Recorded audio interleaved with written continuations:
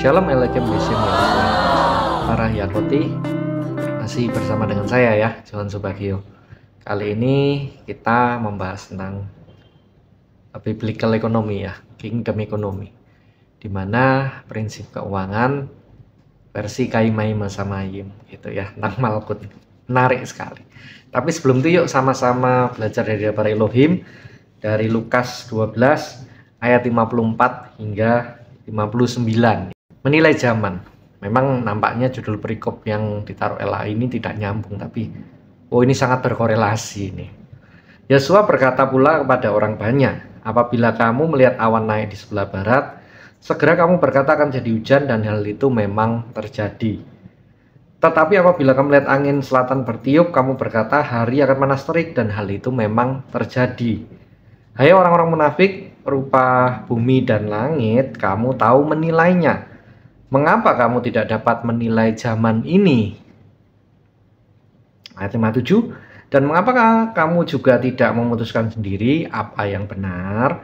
Sebab jikalau engkau dengan lawanmu pergi menghadap pemerintah, berusahalah berdamai dengan dia selama di tengah jalan, supaya jangan engkau diseretnya kepada hakim, dan hakim menyerahkan engkau kepada pembantu-pembantunya yang melemparkanmu ke dalam penjara.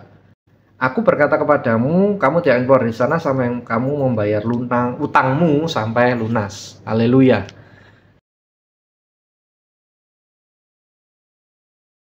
Mengulang sedikit biar Anda jelas. Dikatakan bahwa bahwa pada hari-hari akhir akan datang masa yang sukar. Manusia akan mencintai dirinya sendiri dan menjadi hamba uang. Mereka akan membual dan menyombongkan diri. Mereka akan maksudnya menilai zamannya, tahu dari tanda-tandanya, dari buahnya sudah nampak. Banyak abdi Elohim yang dipanggil pulang ya. Kemudian keadaan manusia semakin bobrok itu moralnya. Semakin yang dicari itu soal-soal yang bukan soal dari Elohim, kan begitu. Nah, makanya dikatakan menilai zaman. Jadi memang saat dan masanya kapan anak manusia datang tidak ada yang tahu, Bapak yang tahu ya, karena pernah dibahas before the wrath bahwa pernikahan Yudea itu bapaknya mengatakan oke, siap, datang ambil bridegroomnya, kan begitu.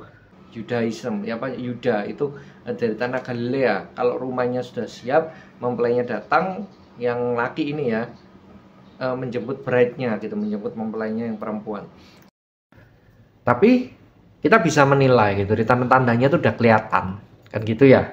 Setiap orang mau kena flu kan kelihatan tuh tanda-tanda fisiknya, oh ini mau kena flu. Demikian juga dalam keuangan kita. Makanya kan dikatakan tadi, kenapa berdamai dengan lawanmu supaya jangan kau diserahkan, lempar dalam penjara, keluar sampai membayar utang. Ini lebih kepada ngomong penyesalan masa lalu. Saya berdamai, musuh kita siapa? Bruce Lee itu pernah ngomong, musuh terbesar kita tuh ya diri kita sendiri. Banyak orang itu dikejar-kejar pengen jadi kaya. Itu kenapa? Karena pansos. Karena dia pengen dapat strata, dapat status di masyarakat. Padahal sebenarnya inner child-nya yang bermasalah. Dia pikir dengan ikut mamon ini, dia bahagia. Padahal itu tipuan besar. Mamonnya sendiri nggak bahagia. Karena kalau mamonnya bahagia, ya di Legend of the Jury dikatakan mamon itu termasuk prince, termasuk Belphegor, termasuk yang lain-lain itu dari pada yang ini ya, ikut yang the fallen ya. Malak-malak yang meninggalkan ya Yahweh Elohim itu. Balik, justru materi ini digunakan untuk menjadi berkat ya, untuk memenangkan jiwa. Anda tolong orang, Anda bantu orang yang nggak bisa makan, kau bagi makan, nggak ada pakaian, kau kasih pakaian, nggak ada tempat tinggal, kau kasih. Seberapa kemampuan kita, dan tidak ada paksaan.